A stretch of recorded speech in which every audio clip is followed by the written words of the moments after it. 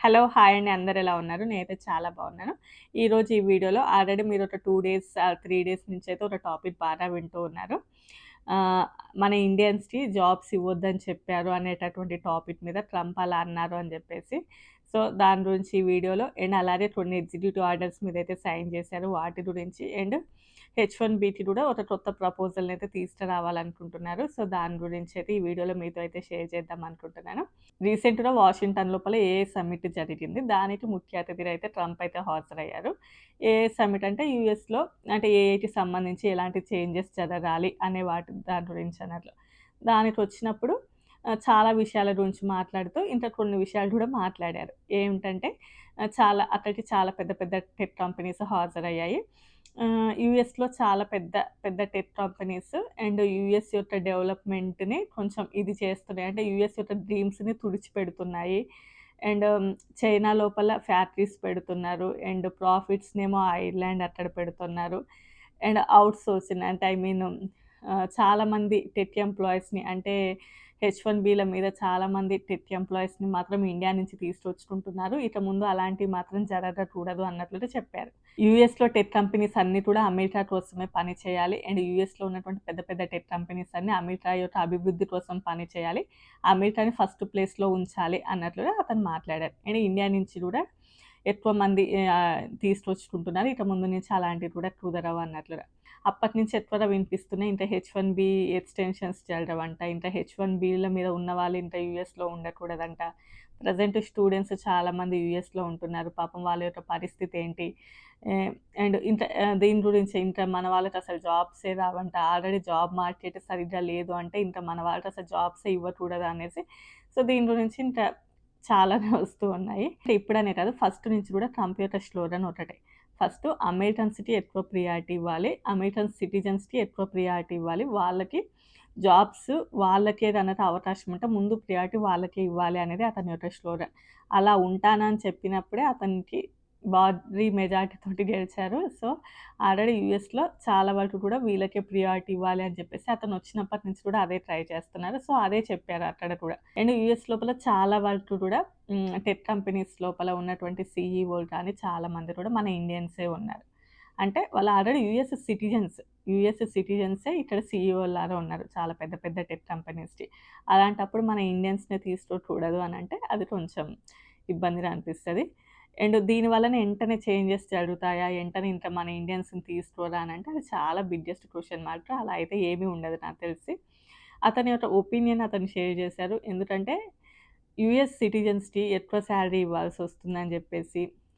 So, అవసరం లేకున్నా కూడా ఆ ఎంప్లాయీస్‌ని అంటే యూఎస్‌లో ఆల్రెడీ ఆ పని చెయ్యగలిగినటువంటి రిసోర్స్ ఆల్రెడీ ఇక్కడ ఉన్నా కూడా కొంచెం తక్కువకి పని జేస్తున్నారని జెప్పేసి ఇండియా నుంచి తీసుకొచ్చుకుంటున్నారు అని జెప్పేసి అతని యొక్క అభిప్రాయం. అంటే ఇప్పుడు ఇండియా నుంచి వచ్చిన వాళ్ళు ఇక్కడ ఒక రూ. 1,00,000కి పని జేయాలి అన్న వాళ్ళు ఇండియా నుంచి వచ్చిన వాళ్ళు ఒక 70,000 పని జేస్తుంటే వాళ్ళకొచ్చే సాలరీ తక్కువే. వాళ్ళు కట్టేటటువంటి ట్యాక్స్‌లు గూడా తక్కువే. అమెరికన్ కంపెనీస్‌కి లాభం జరుగుతున్నా కూడా అమెరికన్ గవర్నమెంట్‌కి ఆబ్వియస్‌లీ నష్టం జరుగుతున్నట్లుగానే అట్లా. అండ్ యూఎస్ సిటిజన్స్‌కి జాబు లేదు. అండ్ మనం రావడం వల్ల గవర్నమెంట్ ట్యాక్సెస్ కూడా కొంచెం తగ్గుతున్నాయి అన్నట్లుగా అతని యొక్క ఒపీనియన్. అండ్ అంటే ఇప్పుడు ఫర్ ఎగ్జాంపుల్ చెప్పాలి అనంటే ఇక్కడ మనకి సాలరీస్ ఎలా ఉంటాయి? మినిమమ్ వేజెస్ ఉంటాయి. బట్ నువ్వు పర్టిక్యులర్‌గా ఒక పొజిషన్ కోసం ఒక పర్సన్ వస్తే అతనికి ఎంతో ఎక్స్‌పీరియన్స్ ఉండి, ఆ పొజిషన్‌కి ఇవ్వాల్సినటువంటి సాలరీ కంటే కూడా చాలా తక్కువ సాలరీనే వస్తూ ఉంటది చాలా మందికి కూడా.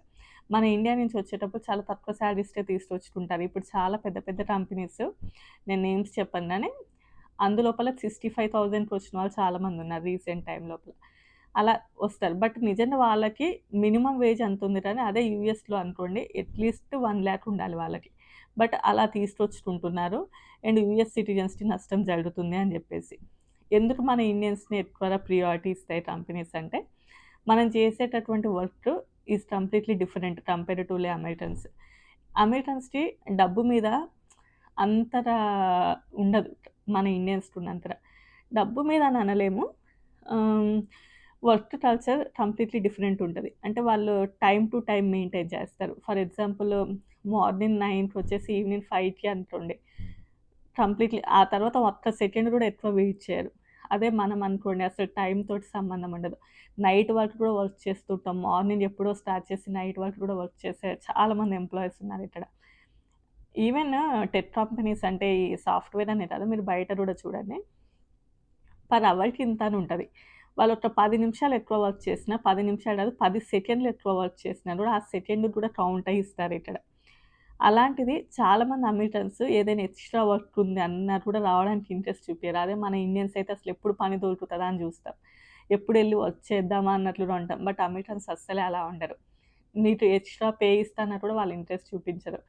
నీకు 9 టు నైట్ 8 వరకు టైము అని అనుకోండి. ఫర్ ఎగ్జాంపుల్ ఇంకొక హాఫ్ అన్ అవర్ నువ్వు ఎక్కువ చేయాల్సొస్తే, ఆ హాఫ్ అన్ అవర్‌కి నీకు మనీ వచ్చినా కూడా వాళ్ళసలు ఇంట్రెస్ట్ చూపించరు.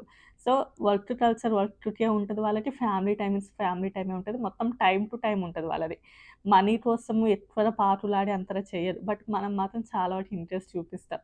మెయిన్‌లీ ఏంటంటే డాలర్‌కి, రూపాయికి ఉన్నటువంటి డిఫరెన్స్ మనకు తెలుసు. బట్ వాళ్ళు మొదటి నుంచి డాలర్సే కాబట్టి వాళ్ళకంత డిఫరెన్స్ అనిపియదు. బట్ మనకేంటి ఒక 1 అవర్ పని చేస్తే రూ. 1000 కదా! అంటే ఇక్కడితో కంపేర్ చేస్తే మినిమమ్ చెప్తున్నాను నేను. మినిమమ్ రూ. 1000 కదా! సో, ఏముంది ఈ పనిట్లి అని అనిపిస్తది మనకి. బట్ అమెరికన్స్‌కి అలా అనిపించదు. సో, అదొక మెయిన్ డిఫరెన్స్. అండ్ మనకి కొంచెం కంపారిటివ్‌లీ అమెరికన్స్ నాలెడ్జ్ ఎక్కువ అని చెప్పలేంలెండి. సో, వీళ్ళకి కూడా నాలెడ్జ్ ఉంటది. అంటే ఆల్రెడీ టెక్ కంపెనీస్‌లలో నాలెడ్జ్ లేకుండా ఎలా ఉంటారు గానీ, వాళ్ళకి నాలెడ్జ్ ఉన్నా కూడా చేసే విధానం లోపల డిఫరెన్స్ ఉంటది. మనం ఎంత బండ చాకిరైనా చేస్తాం, వాళ్ళు చెయ్యరు. అదే మెయిన్ డిఫరెన్స్. అండ్ ఇప్పుడు చాలామంది కామెంట్ సెక్షన్‌లోకి వచ్చి అంటూ ఉంటారు. అసలెందుకు యూఎస్‌లో ఉండడం, మన ఇండియాకి రావచ్చు కదా! ఇండియాని డెవలప్ చేయొచ్చు కదా! అది అమెరికాని మనం డెవలప్ చేసిందేముంది? Already America developed country. So, మన పార్టిసిపేషన్ గూడా ఏదో ఒక కొంచెం ఉండొచ్చేమో అంతే కానీ, మన వల్లనే యూఎస్ఏ డెవలప్ అయిందంటే, అది కరెక్ట్ కాదు. ఆల్రెడీ యూఎస్ఏ డెవలప్డ్ కంట్రీ కాబట్టి, మనం అంత ఇంట్రెస్ట్ చూపిస్తాం ఇక్కడికి రావడానికి. అండ్ నెక్స్ట్ వస్తే ఒకప్పుడు ట్రంప్ హెచ్-1బీని కూడా చాలా వరకు సపోర్ట్ చేశారు. హెచ్-1బీని చాలా వరకు పొగిడారు కూడా. అండ్ నేను వర్క్ వీసాలను ఎప్పుడైనా కూడా సపోర్ట్ చేస్తాను అన్నట్లు, నా బిజినెస్ లోపల చాలా మందికి హెచ్-1బీలను కూడా ఆఫర్ చేశాను అన్నట్లుగా కూడా చెప్పిన రోజులున్నాయి. బట్ సందర్భాన్ని బట్టి మాటలనేవి కొంచెం చేంజ్ అవుతూనే ఉంటాయి. ఇప్పటికి కూడా టాలెంటెడ్ పీపుల్స్‌ని సపోర్ట్ చేస్తాము. అది కాదు అనట్లేదు. కాకపోతే ఆహ్, ఏంటంటే చిన్న చిన్న పనులకి ఫర్ ఎగ్జాంపుల్ చెప్పాలి అనంటే ఒక డేటా ఎంట్రీ జాబ్ ఉందననుకోండి. డేటా ఎంట్రీ జాబ్‌కి హెచ్-1 ఏసి మరి ఇండియా నుంచి తీసుకురావాల్సిన అవసరం లేదు. యూఎస్‌లో ఈ డేటా ఎంట్రీ జాబ్ చేయడానికి ఇంతమందున్నారు. నువ్వు అంత పే ఇవ్వలేక ఇంకా ఇండియా నుంచి ఒక హెచ్-1బీ అని చెప్పేసి ఆ ఎంప్లాయీస్‌ని తీసుకొస్తున్నారు. అది చేయకూడదు. ఆల్రెడీ యూఎస్ లోపల ఆ డేటా ఎంట్రీ జాబ్ కోసం కొన్ని లక్షల మంది వెయిట్ చేస్తున్నారు. వాళ్ళకి ఎంత పే ఇవ్వాలనో అంత పే ఇచ్చి చేయించుకోండి. అలా గాకుండా తక్కువ పేకి వస్తున్నారని జెప్పేసి వాళ్ళని తీసుకొచ్చుకుంటున్నారు. అది చాలా పెద్ద తప్పని జెప్పేసి ఈ రోజు కాదు, ఏ రోజు నుంచో అతను చెప్తున్నది. అండ్ నెక్స్ట్ ఏంటి అంటే అందుకోసమే చాలా వరకు ఆర్ఎఫ్ఈస్ పడుతూ ఉంటాయి. అంటే రిక్వెస్ట్ ఫర్ ఎవిడెన్స్ అన్నట్లు. అంటే ఓకే. అసలు ఈ పర్సన్ ఇక్కడ పని చేయడానికి అంత ఎక్స్‌ట్రా స్కిల్స్ ఏమున్నాయి? అంటే ఇక్కడ అమెరికన్స్‌కి లేనంత స్కిల్స్ ఏమున్నాయని జెప్పేసి ఈ పర్సన్‌ని తీసుకొచ్చుకుంటున్నారు అని జెప్పేసి ఇది ఎప్పటినుంచో కూడా ఉన్నా కూడా ఇప్పుడు అతను అతని యొక్క ఫీలింగ్స్‌ని ఎక్స్‌ప్రెస్ చేశారన్నట్టు. అంటే ఓకే. చాలా వరకు ఇండియన్స్‌ని తీసుకొచ్చుకుంటున్నారు. ఇక ముందు నుంచి అలాంటివి కుదరవు అని జెప్పేసి. బట్ ఇప్పుడంతలో ఇప్పుడు చేంజ్ అయిపోయి మనకి జాబ్సే రాకపోవడం, ఇక్కడ స్టూడెంట్స్‌కి ఇబ్బంది అలాంటివైతే ఏముండవు. నాకు తెలిసి యూఎస్‌లో ఉన్న వాళ్ళందరికీ కూడా ఇది పెద్ద ఇంపాక్ట్ ఏం పడదు అని ఇక్కడ ఉన్న వాళ్ళకి తెలుసు. కాకపోతే ఇంకా బయట ఇండియాలో నుంచి చూసే వాళ్ళకి కానియండి, బయట ఎక్కడైనా చూసేవాళ్ళు దీని మీద కొంచెం ఎక్కువ ఫీల్ అవుతూ ఉంటారు. బట్ ఆల్రెడీ యూఎస్‌లో ఉన్న వాళ్ళకి దే నో ఎవ్రీథింగ్. సరే ఇంక ఇలా చెప్పుకుంటూ పోతే చాలానే ఉంటది. సో, కొన్ని ఎగ్జిక్యూటివ్ ఆర్డర్స్ మీద కూడా సైన్ చేశారు. ఒకటొచ్చేసి విన్ ఇన్ ద రేస్ అని చెప్పి. అంటే ఏఐని టెక్ కంపెనీస్ చాలా వరకు డెవలప్ చేయాలి. దానికి కావాల్సినటువంటి రీసెర్చెస్ ఫెసిలిటీస్‌ని పెంచడం కానియండి, లేకపోతే డేటా సెంటర్స్ అలాంటి వాటి ఫెసిలిటీస్ ఇవన్నీ కూడా పెంచాలి. అండ్ ఏఐని చాలా వరకు డెవలప్ చేయాలి. దానికి కావాల్సింది చూసుకుంటారు అన్నట్లుగా. అండ్ నెక్స్ట్ వన్ వచ్చేసి ఆహ్, ఏఐ డెవలప్‌మెంట్ లోపల ఎలాంటి పొలిటికల్ ఇన్వాల్వ్‌మెంట్ అయితే ఉండకూడదు అని జెప్పేసి. సో, వీటి మీదైతే సైన్ చేశారు. అండ్ నెక్స్ట్ వచ్చేసి హెచ్-1బీలో గూడా కొంతవరకు అంటే చేంజెస్ చేయాలి అని జూస్తున్నారు అని జెప్పేసి. అంటే ఇది జస్ట్ ప్రపోజల్స్ అయితే వచ్చాయి. ఆల్రెడీ మనం చెప్పుకున్నాం కదా! లాస్ట్ టైమే సాలరీ బేస్డ్ ఉండాలి అన్నట్లుగా.